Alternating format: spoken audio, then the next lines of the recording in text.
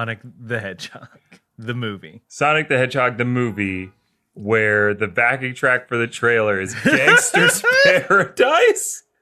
You know, that classic Sonic track. I remember, booting up Sonic 06 or booting up Sonic Adventure for the Dreamcast, running away from that killer whale and just living in a gangster's paradise.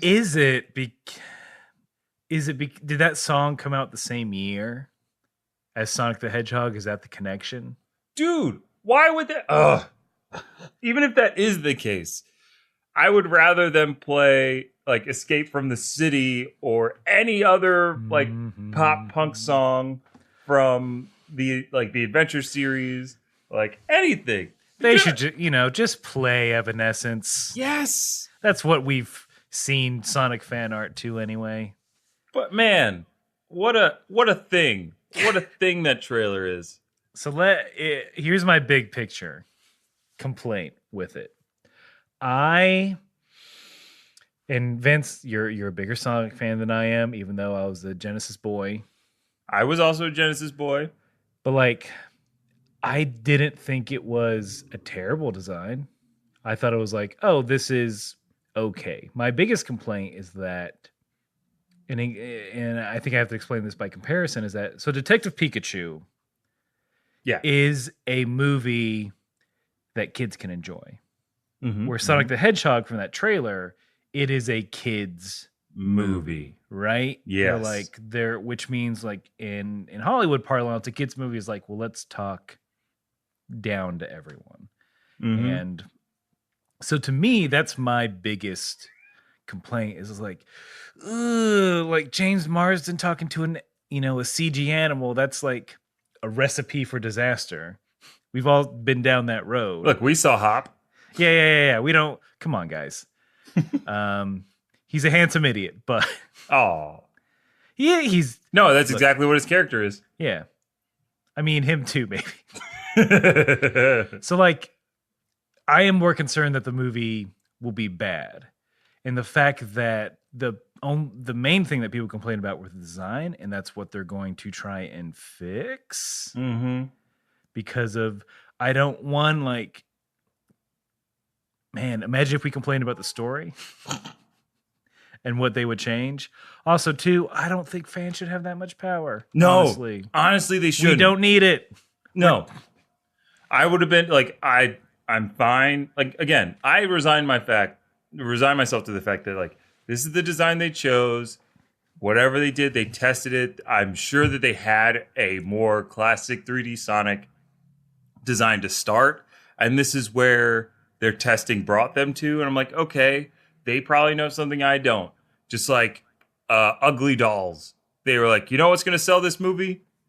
But not the animation. Pitbull. Handsome dolls. Yeah, we're going to have handsome dolls that just look like, I don't know, prep school children. Kids. Yeah. I'm what dolls are kids playing with? But I would like to see Sonic represented on screen as the Sonic that I remember. And I guess I'm one of the terrible people that they're referencing. I would like to just see, let's see what it would look like if they did a more original, more traditional design, because I don't know, maybe they put a traditional design Sonic into that world and it just looks like shit, But here's my big problem. Sonic should not be able to throw rings that open up into portals. That's they don't do. No, you get the big ass ring. You can jump that through takes them. You. They exist, but that was never Sonic throwing it. I don't know. He learned some new tricks, including getting a Fitbit at some point. Yeah. Oh, I so took he 9 can make million a very dumb today. joke before Quicksilver dodging lots and lots of rockets. Oh boy. I mean, that joke is old now. Yeah. Some could argue that joke was old then. A lot of some people. Look, I've done that. It's real easy. It is. It's real easy to say I got to get my steps in and get a chuckle. Especially when you got to go fast. You're oh, look at how many steps he could do. But who knows? I just want him. What's wrong with going to some weird alien planet where there's a bunch of other animal people and they're freedom fighters against a man who's trying to turn everything into robots? Yeah, it should be the opposite because I think people were We've seen saying, dumber. yeah, they made the Angry Birds movie. It's a dumb concept that they made into a movie that did really well, I think. Bill Hader was a bird. And the weird thing is we all guys, we all know, right, that like live action video game adaptations, we all know like not to trust them, right? Like we all know that like it is for the most part not going to go 9 times out of 10 it's not going to go well because they shave off, and I'm stealing this, I forget who said it, but like it's from this Twitter thread that I read during the Sonic hullabaloo where like, oh, is that going to be the title of the sequel? Sonic Hullabaloo.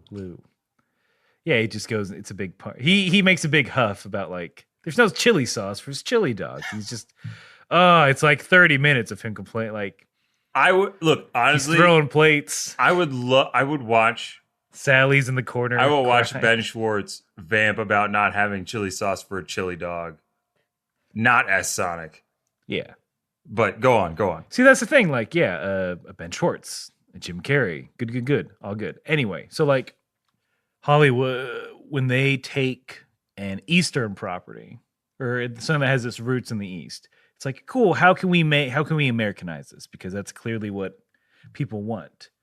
And then the Twitter thread's argument was that, well, that's dumb. If you look at IPs, not like movies, or if you just look at IPs, the top 3 grossing IPs in the world are first Pokemon, second Hello Kitty, third Winnie the Pooh.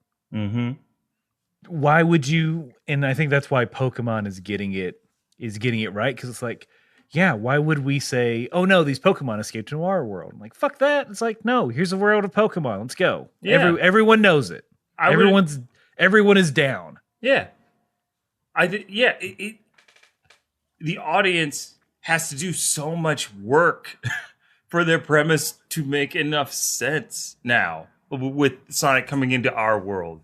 Instead of, I don't know, would have been a great movie. I mean, this is just me vamping. If like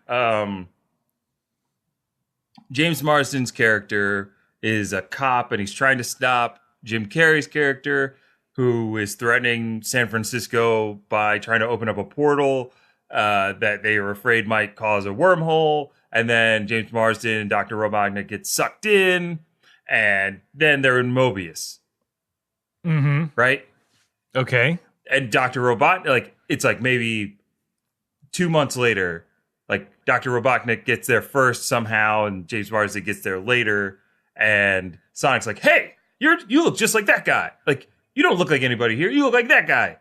And then James Marsden says, no, I'm a cop. I'm here to help. And then he has to go along with Sonic to help him fight Dr. Robotnik. So he befriends Sonic with like a chili dog that he had in his pocket. Exactly. He got sucked in whilst getting a chili dog. Perfect. At one of those, a San Francisco, famous San Francisco chili dog stand. Yeah. Yeah, he got sucked in with a chili dog stand. Sonic thinks he's the best guy because now he's got all these chili dogs from James Marsden's character. And see, the joke at the very end is like, Sonic, that's made of other kinds of hogs, my dude. Yeah. What? And then Iris out, credits. And then Porky Pig. That's all, folks. Yeah. So like, see, I do like that where it's okay. All right, folks, we're gonna go on a ride. I'm gonna expand. On what you did. America, 1976. Dr. Robotnik, early roboticist. Oh hell yeah! He's like you see him walking. He's leaving the offices of the garage of Apple. It's like, you're all idiots. Rah, rah, rah. But basically because of his crazy theories, crackpot ideas. Yeah, he gets sucked into a wormhole. Mm-hmm. Cut to present day. James Marsden, like you said, a cop. His marriage is on the rocks. Oh yeah. He's got a kid that looks up to him, even though he's a fucking loser eating goddamn chili dogs. I feel that's gonna be like the main. The main thing in both of ours is James Marsden is attached to the chili dogs in some way, shape, or form. And as Vince said, he gets sucked in, and that's where he's in Mobius. He just gets dropped into a robot battle between Sonic and the other freedom fighters. And guess where that is? It's in Green Hill Zone, not Green Hills. I hated that. Yeah, we're there. Like, fuck it. He's there. Sally Acorn. A Tails. Just bring them all in. Fuck it. A Big the Cat. No. You say Big the Cat for the part, like the break. Big the Cat comes in. Do you get Rouge? Yeah. Big the Cat and Rouge show up. All I'm gonna say is Rouge trying to fuck James Marsden. Of course. And he's thinking about it. Oh, better yet. So Sonic and Amy have this. She there's a chili dog in his pocket. He's like, yeah, there is. No, but that's it. That's one of the side stories. Is Sonic is a little hesitant of James Marsden because not only is Rouge interested in him, but Amy's interested in him too. Wait, okay, who's his girl? No, Amy's the other hedgehog, right? No. Yeah, yes. Is Sally, and Sally's like a chipmunk? Sally is a flying squirrel from Sonic Boom. Oh boy. Yeah. All no, right. I know all this. These are things that I know. As long as James Marsden, when he meets Tails, it's like, I'm Miles Powers. It's like, wait a minute. Miles per hour. What's that? They don't know what miles per hour are. Exactly. James Marsden, he's no dummy. He knows, well, first of all, he's trying to get a way back home. Right. And they know his only way back home is at Dr. Robotnik's place. Mm-hmm. So, but like, they're also like, we can't go in there. There's robots. It's dangerous. So then it becomes this, this Dirty Dozen kind of movie. Oh, yeah. Like Tails dies, okay? Right? One of them's got to die, right? So yeah, no, they're flying, what's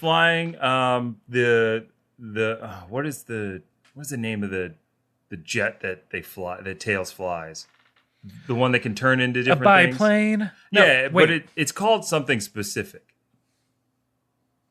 And it's powered with a Chaos Emerald. So what the fuck? Oh god, we forgot. You mean the Chaos Emeralds? We forgot about the Chaos Emeralds. Yeah. That's it, there's one Chaos Emerald that can get him back home, right? Right. Oh, so here's the thing. Okay. They need... So, yeah. It's a Dirty Dozen kind of thing where they need to stop Dr. Robotnik.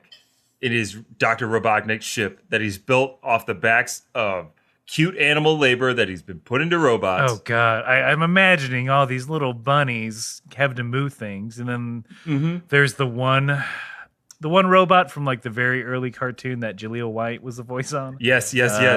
Where it's like the drill nose guy and the chicken guy. Yep. And they're just bumbling oofs, but they are whipping animals to make them do labor. And then like Tails is like, I know who knows how to get him back. Knuckles. Because Knuckles has the giant emerald that can transport you to different places. Oh, yeah. He's the protector of this emerald. Yes. Right? I hate that I know this, but continue. He's the protector of the great emeralds. He's the last of the echidna. So along the way they're trying to get James Marsden back home. So they go there first. Dr. Robotnik shows up, destroys that emerald to make sure that nobody can use any more emeralds. Now Knuckles has to join the crew. So now it's Sonic, Tails, and Knuckles. And then... Vince, if I can interject. Yeah. A nice second act twist. Ooh, hit me. James Marsden is Robotnik's son, is all I'm going to say. Ooh, because his dad disappeared in the 70s. Yes! And that's the case that he can't quite let go. Yep, that's what got him to be a bumbling detective. Exactly. Oh. That's why he's bad at being a dad. He's terrible at being a dad because he didn't have one. Yeah. And Sonic's been... But he learns how to be a dad with Sonic. Is the whole that's the B plot of it. Like Sonic never had a dad, right? Right. What's the official word on Sonic parents? Had none, needs none.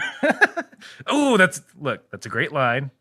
Oh, because James Marsden, he goes, wait, where are your parents? You seem a little young. He's like, have none, need none. Need none. Gotta go fast. Yeah. Give me another chili dog, weirdo. I didn't. I had none, but it wasn't until now that I need one. And they arms clasped. Let's go into the third act where we just raid Dr. Robotnik's ship, get all the Chaos Emeralds, and take James Marsden back home. Who works with Dr. Robotnik? Shadow? Okay, so Shadow is, oh boy. Shadow is Do we want to bring him into Robotnik's pride and joy. That was his thing. He was gonna build the ultimate thing to beat Sonic, but that's not. So that's the third movie. Shadow shows up in the third movie. All right, that's fair. Like a symbiote suit Spider-Man. Exactly. Okay. But before we get to that, we have to have the reveal at the end of at the very end is out of the wreckage of Eggman's ship. Dr. Robotnik's he's of course not dead. He's just all dusty and dirty, and his mustache is a little singed. He goes, "It's got to still be here. It's got to still be here. It's got to still be here." He's throwing things, and his two cronies are like, "What are you looking for, Dr. Robotnik?" He goes, "My greatest work ever." And then a cylinder opens up, it's Sonic size, and there's just the ominous shadow, the silhouette. That you're like, "Oh my god, is that a Sonic clone?" Reaching out from the light is a robotic hand, and it's crushes the outside, and that's how it ends. Right, that's a good post credit. Look, James Marsden is trying to get Robotnik to come back to Earth. Yeah.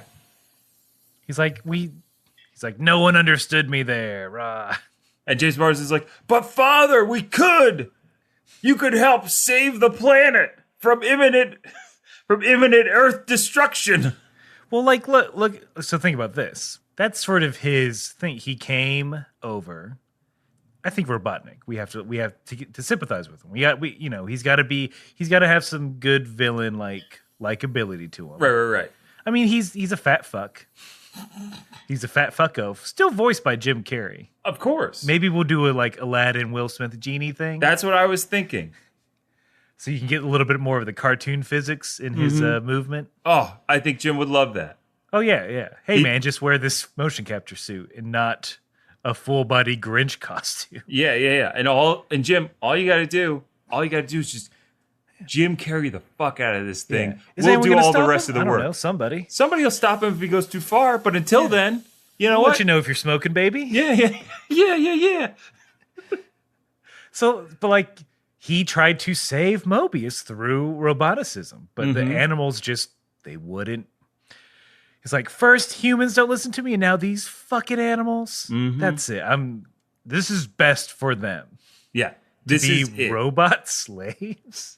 Perfection in order. And goofy ass designs. Oh, and you know what the sweetest thing is? All of that from the first movie that we just wrote and completed, and we're going to start production right away.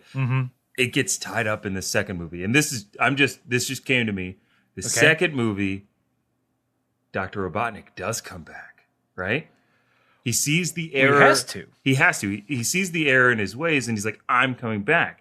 He brings with it, of course, Sonic, Tails, Knuckles, Amy, and now Rouge and Big the Cat all come too. So now they're in our world. But you know what he didn't turn off? Or you know what he left behind? He left behind Metal Sonic, who's now coming in, now figures out a way to get to Earth to kill Sonic. He's trying to beat Sonic because he's like, there can only be one Sonic. And then they stop him there. And then Dr. Robotnik's like, I forgot one last thing. And that's at the end of the second movie. And then the third movie is Shadow. Has taken over Mobius. See, the third movie is, I think, at the end of the second movie, if we're talking about the natural progression of interdimensional travel. Of course. In the second movie, beginning of the third movie, Mobius and Earth, now we live in harmony. Oh, it's there's fair trade. Uh-huh. Sally or Amy, they're represented at the UN. Mm-hmm. Rouge is a a star. There's Yeah. like weird fan fiction about her. Of course, there's weird fan fiction about Rouge. Big the cat is a professional big bass fisherman. Oh, Tails is he's got tenure at MIT. And you know He's what? giving guest lectures. And you know what Sonic does? Shit. He He races. doesn't do any. No. He races Formula E.